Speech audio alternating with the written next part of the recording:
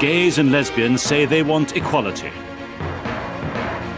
They are obeying their natures, and to obey one's own nature is not a crime. Now politicians on all sides are championing tolerance. But does society accept gay rights? I think 3 parts of them want burning, and I do mean that, they want burning. Tonight, as politics goes pink, do the public want gay times?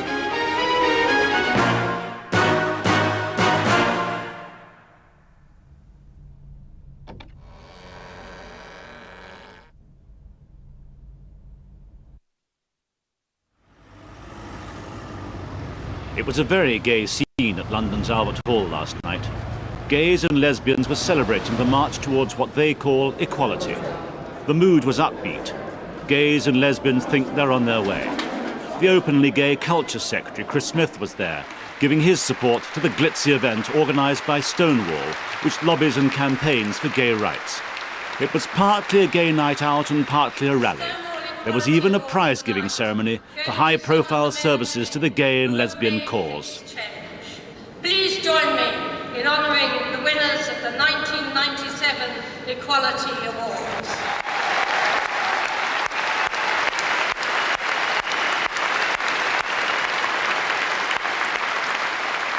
The slogan for this gay campaign is Equality 2000. Equality sounds fine, but does the rest of society back their demands?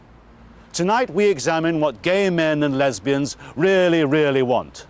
Do the politicians who so recently advocated tolerance back the gay rights agenda? Does the public really want equality for gays and lesbians or not? The gay leap forward began on election night. Gays stood up to be counted and won. Michael Portillo was beaten by an openly gay Labour opponent. Twig, Stephen, Labour Party, 20,570.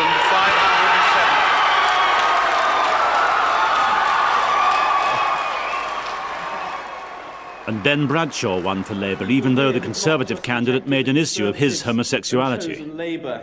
They've rejected fear and chosen hope, and they have rejected bigotry and chosen reason. The first openly gay MP, Chris Smith, a member of the cabinet, felt confident enough to permit a newspaper feature about his live-in partner, Dorian Jabri.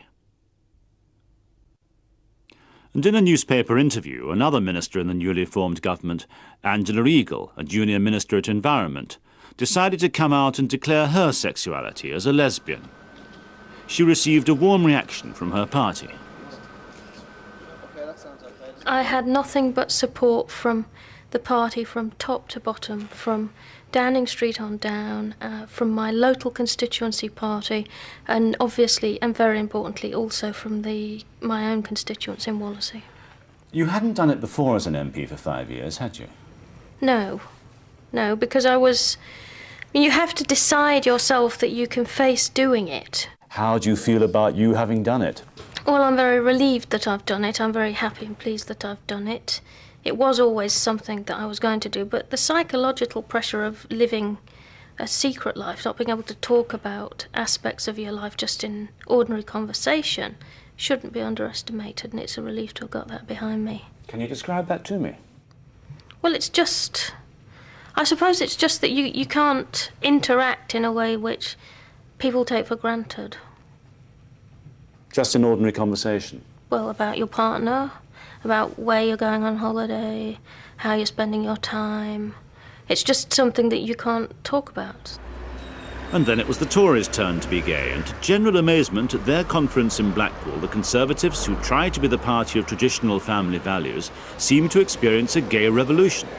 William Hague Rock, made specially for the conference. William Hague written right the way through. The True Blues turned a little pink. The party's new young leader wanted the Conservative Party to be more modern in its attitudes. First, he let it be very publicly known that he'd be sharing a room with his fiancée. And then the debate on Wednesday on the apparently dry subject of party organisation provided the first unlikely opportunity for gay advance. The key speech started by talking about inclusion. Everyone, this is our party. This is our party. Then he used approvingly the G word, gay. We have to look at the wider party. We have to attract a party where people are one-parent families, where people are gay, where people are very, very different to what we think of, because they were the people. Peter Golds hadn't just been called to speak by chance. I discussed the various elements of my speech with various officials within the party, and they were pleased I was going to do so. Officials within the party were told of the pro-gay content of your speech? Yes, officials within the party were fully aware of it. They had no doubt you were going to make a gay statement in your speech? No doubt whatsoever. At what level of the party was that? That was the National Union which organised this conference, was it? Well, I'm a member of the National Union Executive, and I discussed it fully with a senior member on the National Union Executive. The G word had been safely delivered, and the gay bandwagon rolled on. The next gay happening was the famous Hague letter, sent by the leader to the Tories' own gay activist group Torch, its content prepared as carefully as an international treaty. Was there a negotiation between Torch, yourselves, and the party leader's office? I wouldn't call it a negotiation. I mean, we were asked, what is it that you want from us? So as I've said to you, I sent them this letter saying this is what we would like. I was told, well, that's out of the question. You made a high bid. Yes. In which you said the word gay. Yes. And you wanted the word gay back in the response. Yes. Did you get it? No. But what David Allen did get was a letter which emphasised that the party was inclusive, broad and tolerant. Mr. Allen thought that was definitely an advance, and events rolled on. I had told the Lesbian and Gay Press that I would have this letter from Mr. Hague, which would be released then, and the Pink paper were putting together on the Tuesday their issue for the Thursday, and they wanted the actual text of it, and they got in touch with Central Office, and Central Office didn't have a copy of the letter and put them in touch with me, and so I read the letter to them down the phone. That happened on Tuesday. The next day, the gay Pink paper released the wording of the letter. This was a real brush fire. I summarised the letter in 3 neat time bites and just sent it to PA and Reuters and said for any further details for him to give me a ring. And how soon was it before they bit, if they bit? An hour. An hour of it going onto the wires. Channel 4 News phoned me just before they were just about to go on air that night. And apparently it was relayed live on Channel 4 News just a matter of minutes later. Channel 4 News were on the phone to me saying, can you confirm that Hague said X, Y and Z? I said yes. 2 minutes later, Jon Snow was announcing this on television, so it was all happening tremendously quickly. And the next day, Thursday, Michael Portillo, the hero of the Tory right who'd lost to an openly gay candidate, seemed to round off a perfect week for gay activists. He repeated the new sympathetic language.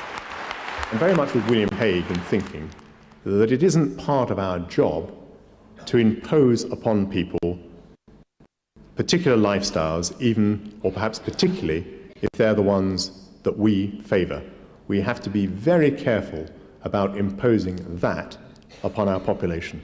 Thank you. It had been a gay week, partly by accident and partly by design. I wouldn't dream of saying that Central Office ever don't know what they're doing, but no one could possibly have foreseen that it would happen in that way. Gay activists at Stonewall celebrated. And on Friday afternoon, the last day of the Tories conference, the Labour government made a gay announcement. The immigration rules would be changed to allow couples of the same sex new rights to live in Britain. I think the timing was in a sense quite significant, because after the Tory party conference, a change in policy which one might have expected to have been attacked quite strongly by the Conservative Party, they were absolutely less in the position to do so. So I'm sure the timing did have a political element. Then the pendulum swung back and newspaper headlines showed what some thought of gay advance. And it soon became plain that rhetoric about tolerance and inclusiveness didn't mean that Tory politicians simply accepted the gays' policy agenda. Senior Tories explained what they thought their leader had really meant.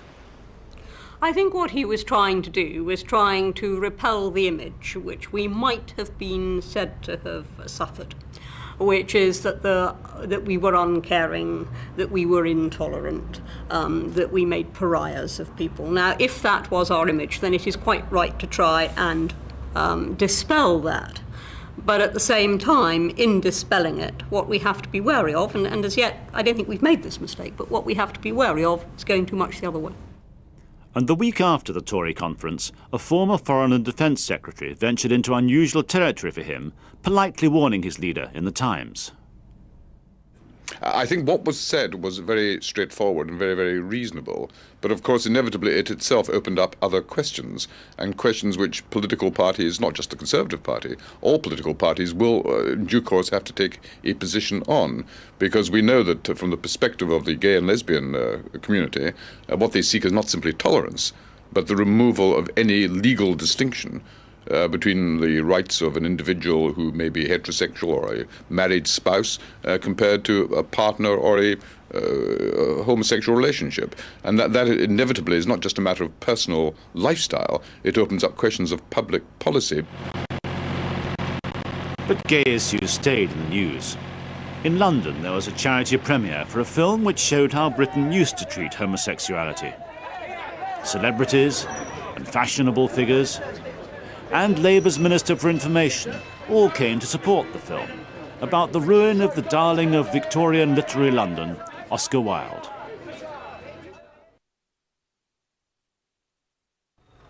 The film star knows about prejudice against gays today.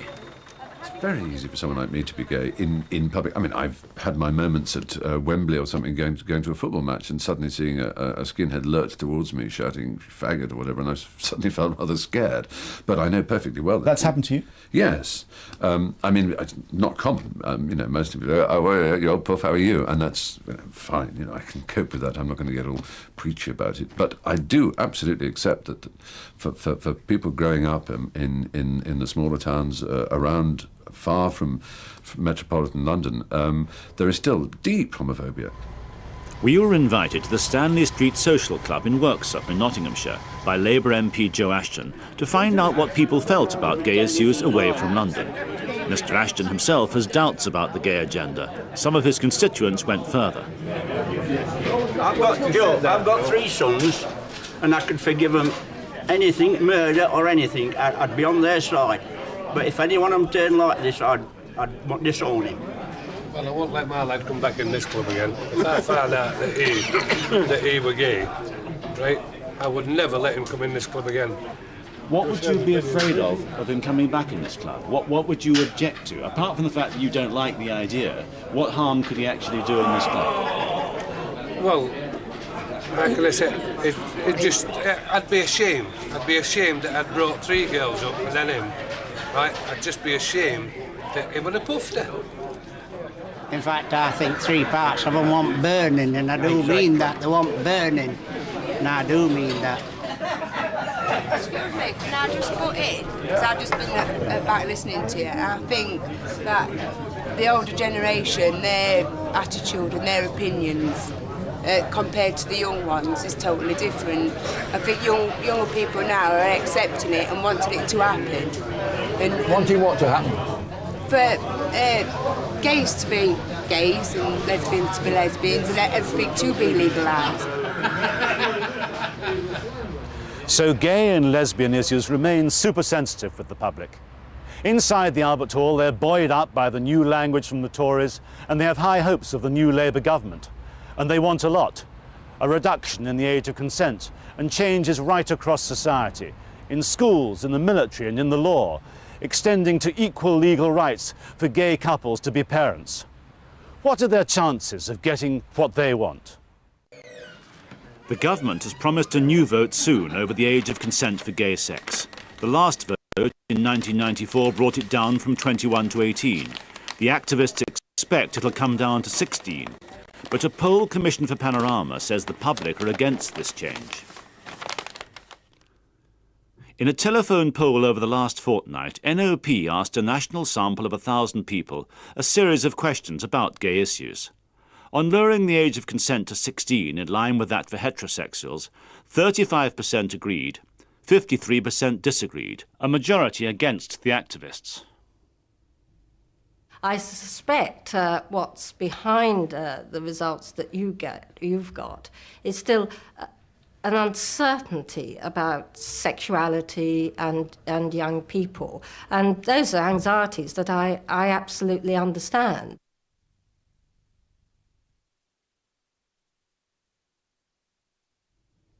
The protesters said Clause 28 was an attack not only on themselves, but also on human rights. Children's education and their sexuality is an area on which the new government intends to legislate.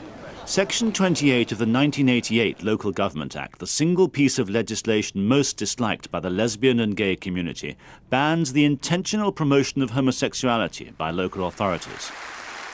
In the 80s, the then Conservative government accused some Labour local councils of doing exactly that. They made an example of a book for schools. A book purporting to be on sex education, which showed two semi-naked men in bed with a girl of 7. Called Jenny Lives with Eric and Martin, it was about a young girl being brought up by two gays. One picture showed her in bed with them. The Education Secretary banned it. His opponent said that was a publicity stunt. Is it a stunt to protect children from such distorted propaganda? Is it a stunt to speak up for parents who want to see school libraries contain the very best of children's literature? Many senior Tories want to keep Section 28. What in your book is, quotes, promoting homosexuality, quotes?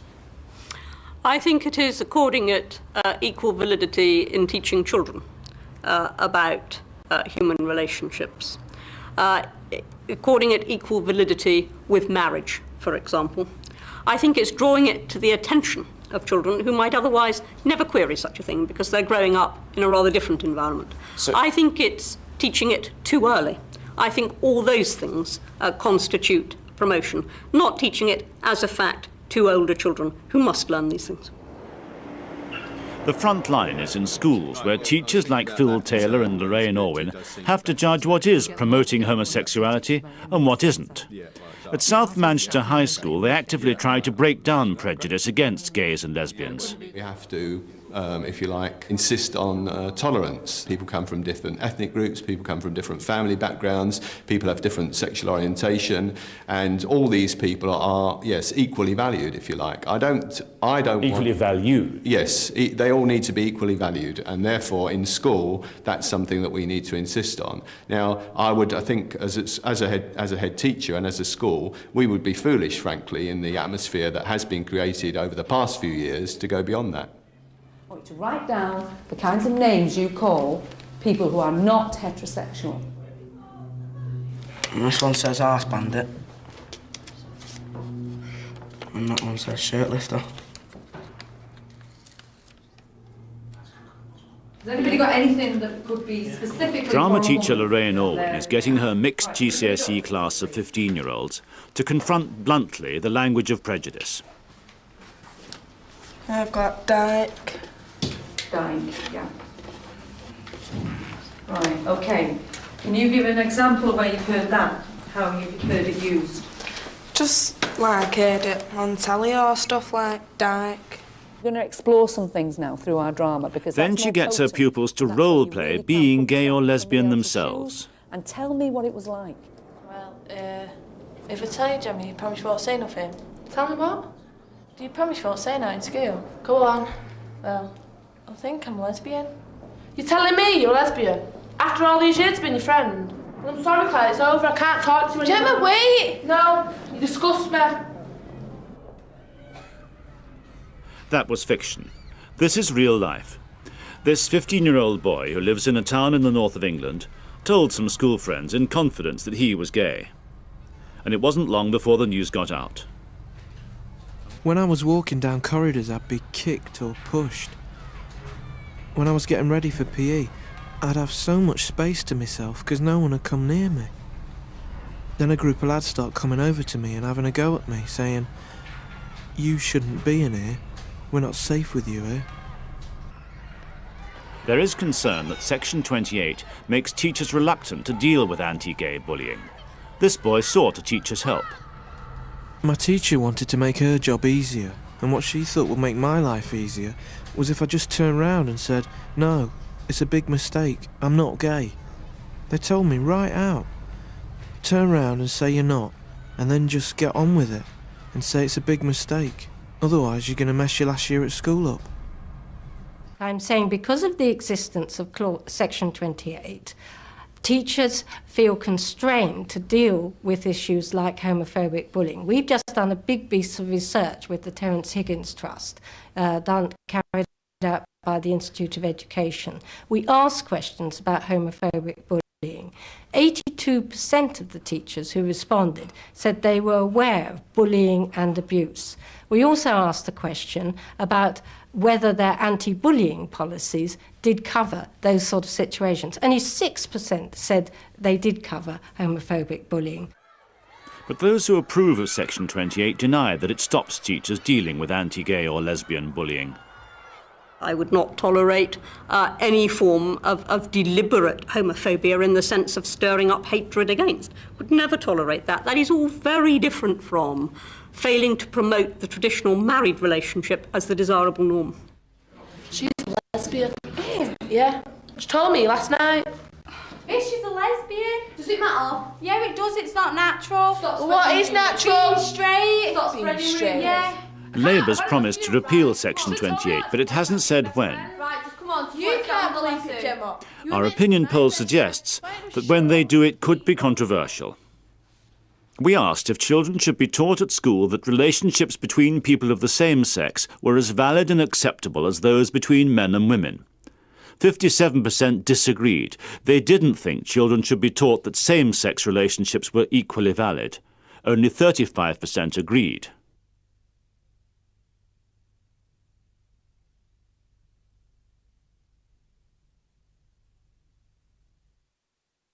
I've actually got this video that I can show you of me passing out in the Navy. Terry Perkins joined the Navy in 1991. I got the highest marks in the entry.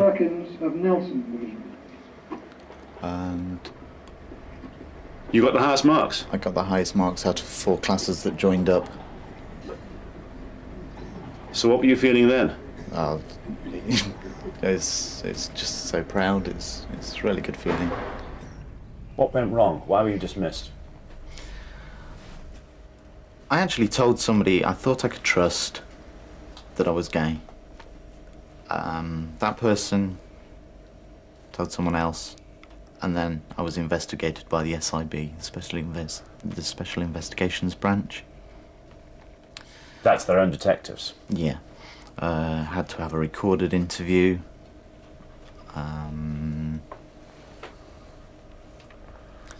What was it like? What did they ask you? I had to admit that then, well, I didn't have to, I could have denied it, but why should I? That I'm gay. Was the interview cool and formal and polite, or was it? It was quite polite. The investigators at the time actually apologised to me and said they didn't like doing this. They didn't find it a problem themselves, but they had to do it. It was their job. They told you that? Yes. Well, welcome everyone.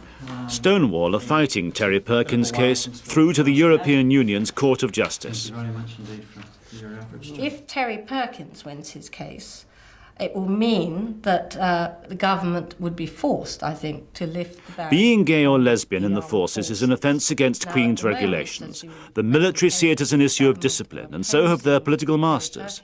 The Defence Secretary, when Terry Perkins was dismissed, was Sir Malcolm Rivkind. The European Court of Human Rights. I've always taken the view that when we send the Army or Navy or Air Force on our behalf as a country to a war zone or to a combat zone, then the morale of those who are perhaps risking their lives is of enormous importance. And when senior officers overwhelmingly advised ministers that there would, in their judgment, be serious damage to morale and to the discipline of the armed forces, that is not something which I would lightly overturn. Terry Perkins now lives in Soho with his partner Mark, whom he met after being dismissed. The military believe that gays and lesbians in the armed forces might not behave professionally. The armed forces, because of the intimacy which people inevitably experience if they are serving in the field or in the confined quarters on ships, that in the view of the armed forces and of the chiefs of staff, does create a very different situation. there is linked to this the problem of officers and other ranks, and the extent to which, for example, a person who was from the other ranks might be under pressure from an officer to pursue some form of relationship which they would not otherwise choose. It's also been put to us by a former Defence Secretary, but he's quoting, he says, what the Armed Forces chiefs tell him, that under conditions of active service there might have been a problem between officers and other ranks. It's pathetic. I'd become a leading medical assistant. I'd gone through, what, 5 promotions or whatever to get that. I wasn't going to say to anybody underneath me that, look, you're lower than me. You're going to come with me, little boy. It's not like that. I'm a normal person. I want to get on with people the same as anybody else in the street. The Labour government inherited the Terry Perkins case and it's backing the ban in the European Court. If it loses the case, the new Defence Secretary will have to decide whether to defy the military and back a change in the law in a free vote in Parliament. I think it would be highly inappropriate and probably improper for me to say at the moment what my view is. I have got a job of work to do, and that is to take account of a court judgment that will come later this year, and then to talk to the people in the armed forces about the consequences both of that and of the policy as a whole. And it will be for Parliament to make a decision. On this issue, the public, according to our poll, strongly support Terry Perkins. When asked if it was acceptable for a gay man or a lesbian to serve in the armed forces, 64% agreed that it was. Only 28% didn't agree. On this issue, the campaigners seem to have won the battle for public opinion. 1, 2, 3, 4, 5, 6, 7, 8, 9, 10. So the public thinks gays can safely serve their country and inhabit traditionally male worlds without frightening the horses. Increasingly, homosexuality isn't admitted as if it were a problem, but openly declared. And it's accepted in some reaches of British society that you might have thought could be conservative with a small c or conventional. Take this Saturday afternoon game of rugby in Oxted, in deepest Surrey. How many of these men playing here, and which ones do you think might be openly gay? The answer: everyone in the green team is gay. Everyone. It's Britain's only gay rugby club, the King's Cross Steelers. They've been admitted to Surrey Rugby Union. That afternoon they lost 42-3. They've got some front, they're really brave to come out and openly say that they're a gay rugby side, and this is a dangerous sport. If people had prejudice, they could get hurt. We haven't got prejudice, it doesn't worry us. Oh, you mean you literally could have taken it out of them if you disapproved of them? Oh, easily, you could have gone for them. Easily, yeah. If we wanted to hurt them, we could have hurt them, especially in a scrum. Sport in general is has a very macho image, doesn't it?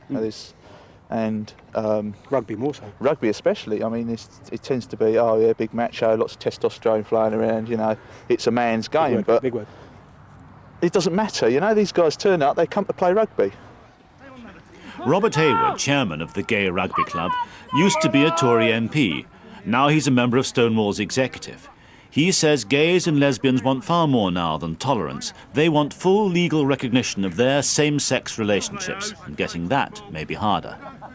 It's going to take a long time for people to adjust. It's taken decades for people to accept divorce, to accept breakup of marriage, to accept second marriages and all those sorts of things. And therefore, you have to say, why should it be any different for acceptance of gay relationships? It's going to take time.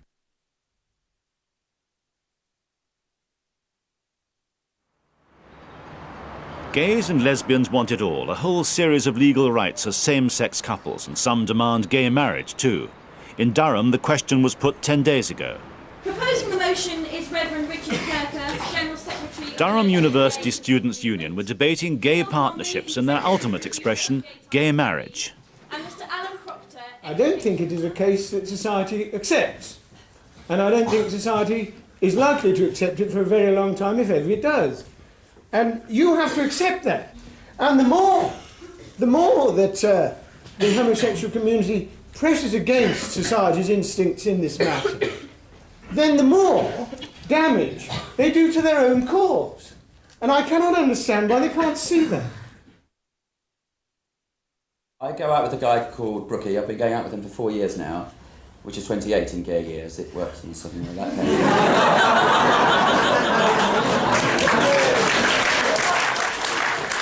It occurs to me that the fact that this option of marriage is not available to me and Brookie does have implications that are, seems to me, legal.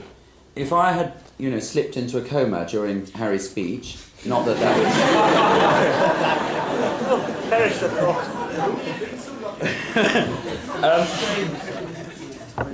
Brookie would have no rights in law.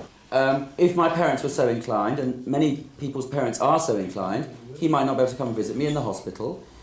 He would have no rights to have any say over what happened to me in that way. And it's things like that, that there are sort of legal issues from anything from taxation to pensions, where this, which are impacted by the fact that we're not allowed to get married. So, gays and lesbians want first a series of changes in the law so that gay partnerships are recognised financially and contractually. That's strongly opposed by those who will tolerate homosexuality but would go no further.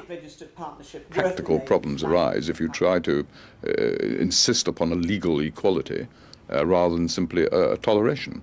But there are other major problems as well. For example, at the moment, a spouse shares the pension entitlements of the other spouse. Normally the wife benefits from a married person's pension.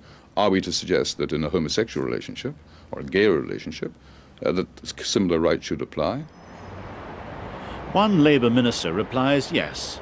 The minister who last month came out and declared that she was a lesbian living with a female partner. Do you think this concept of same-sex partnership should be recognised in law? Yes, and there should be equal access to the benefits that accrue with that. Do you think this government should do that, should bring that change in? I think that you should watch this space, and I think that by the end of the 5 years of this government we'll have made very considerable progress. Our polls suggest the public would be very happy with this change. We asked, should same-sex couples have the same rights in areas such as pensions, inheritance and tenancy agreements as heterosexual couples? 71% agreed and thought they should. Only 23% disagreed. But going beyond partnership rights to a sacrament of marriage for same-sex couples is another matter. The Church of England joins together men and women in holy matrimony, till death do them part. Not gays, not lesbians. The Church does not approve of gay marriage. Marriage means the lifelong union of one man with one woman to the exclusion of all other, with the possibility of children and the bringing up of a family. That's what the Church means by marriage. And whatever relationships exist between gay people, and however permanent they might be, they don't constitute marriage. But why may their union not be blessed? Gay and lesbian Christians are blessed as part of the ordinary blessing of every service, but the Church has not made provision for the specific blessing of same-sex relationships. A majority of the public don't approve of gay marriage either. We asked, should there be a change in the law to allow gay and lesbian couples to marry? 37% agreed, but more than half of the public, 53%, disagreed.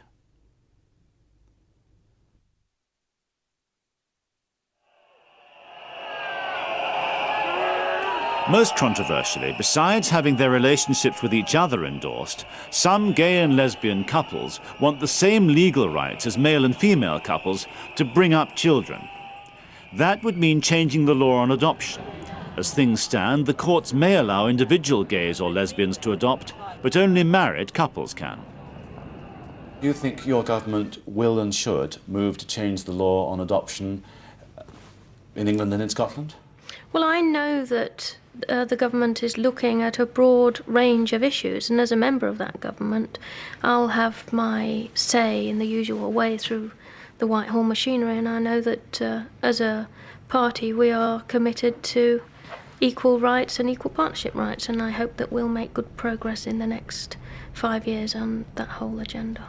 I do not believe that it is proper for adoption to be provided through our legal structures in a situation where you have a homosexual relationship. I do not see how the interest of the child can benefit from that, and I believe it creates an unnatural situation for that child. Remember, the child isn't being consulted. For the most part, the child is having imposed upon it a relationship which throughout the world as a whole, not just in this country, is still considered by the vast majority of the population to be unnatural and more likely to lead to instability. But some children are brought up by two parents of the same sex. This peer of the realm was. Lord Ree, a 69-year-old hereditary peer who takes the Labour whip.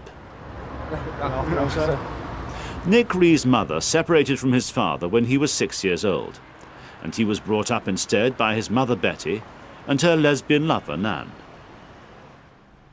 I enjoyed being with my mother and her partner. A same-sex couple can provide a much better background than many heterosexual families where the parents are at war. Okay. Hey, careful. After his exotic and bohemian childhood, Lord Ree became a GP, and he's now father and grandfather. Oh, no, you're really in trouble. Did being brought up by these two women, these two lesbian women, did that turn you into a homosexual, Lord Ree? Absolutely not. Although I get on very well with homosexual people because I hope, I'm fairly broad-minded, but I can understand how they feel, but I don't actually myself have any inclinations that way. Well, these are some of the numbers of same-sex couples wanting to adopt are growing, and science has now made it possible for them to have children of their own. Angela Mason of Stonewall lives with a partner and has a teenage child who was conceived by donor insemination. Who are bringing up children. Are these just a very, very few people, just a few exceptional cases? No, I think it used to be the case that you probably get all the lesbian and gay parents in one room together, but I mean, nobody knows quite how many, but I think there are thousands and thousands of lesbian and gay families, and it's growing all the time. If lesbians and gay men are having children, then that's an issue that society slowly maybe is going to have to deal with. You mean couple by couple, friends by friends? Couple by couple, friends by friends. Playground by playground. Playground by playground. And it will be the experiences of those parents, the experiences of those children, which will, I think, sort of persuade people that we should have a change in the law and that to have a lesbian or gay family is, at the end of the day, as natural as to have a heterosexual family. But the public, according to our poll, are more opposed to parenting and adoption rights for same-sex couples than to any other item on the gay rights agenda. Only 28% agreed to this, 64% disagreed.